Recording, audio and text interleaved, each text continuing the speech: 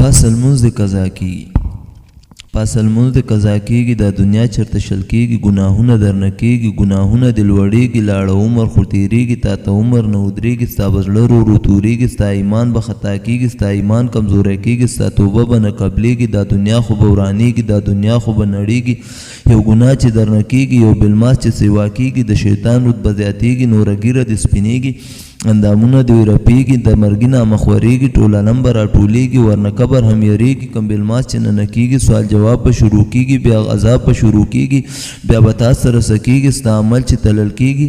پس لمونځ د قضا کېږي. چې د خدای نه څوک یریږي، چې د خدای نه څوک شرمېږي، چې ګناه نه رستو کېږي، بس هماغه کامیابېږي، بس هماغه به لوړېږي. د قرآن ذکر چې کېږي، هغه ځای به ښایسته کېږي، هغه ځای به رڼا کېږي، هغه زړونه صفا کېږي، هغه زړونه به نرمېږي، د شیطان به قرآنېږي، ګناهونه به ختمېږي، یارې روح به تازه کېږي، رحمتونه نازلېږي، رحمتونه به ورېږي، که په دغې څوک پوهېږي.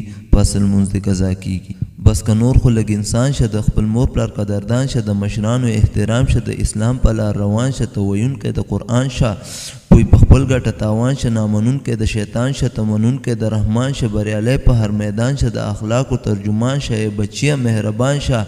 ته به دې نه هم غټېږې، ته به کله هوښیارېږې، ته به کله سړی کېږې، ته له موږ نه هم نه پوهېږې. په الف کې خو الله دی، په الف کې خو اسلام دی، په الف کې خو ایمان دی، په الف کې القرآن دی، په الف کې هم اول دی، په الف کې هم آخر دی، په الف کې خو امام دی. ته ملا ته سپک نظر کړې، ته ملا نه څه خبرې، ته د میم نه څه خبرې، چې په میم کې محمد دی، په دې میم کې مصطفی دی، په دې میم کې مهربان دی، په دې میم کې مسلمان دی، په دې میم کې محترم دی، په دې میم کې مدینه ده، په دې میم کې مقدس دی، په دې میم کې خو مؤمن دی، په دې میم کې خو مسجد دی، په دې میم کې خو مکه ده، په دې میم کې خو محراب دی، په دې میم کې مو مفتی ده، په دې میم کې مدرسه ده، په دې میم کې مجاهد ده، په دې میم کې خو مو مور ده. هغه څنګه مسلمان وي چې په دغې نه پوهېږي.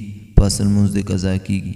تا چې خدای کله رضا کو، تا چې خدای کله پخلا کړو، بیا به خدای وایي انسانه څه خو وغواړه زمانه، چې درکم له دنیا نه که څه غواړې له اسمانه. زه په تا یم مهربانه، د هر څه له تا نظار دي، که هر څومره دې پکار دي، که د غر دي که بازار دي، دغه ټول دې د دلدار دي. بس که نور خو توبهګار شه، یا اسد لږ هوښیار شه، نصیحت زما ختمېږي.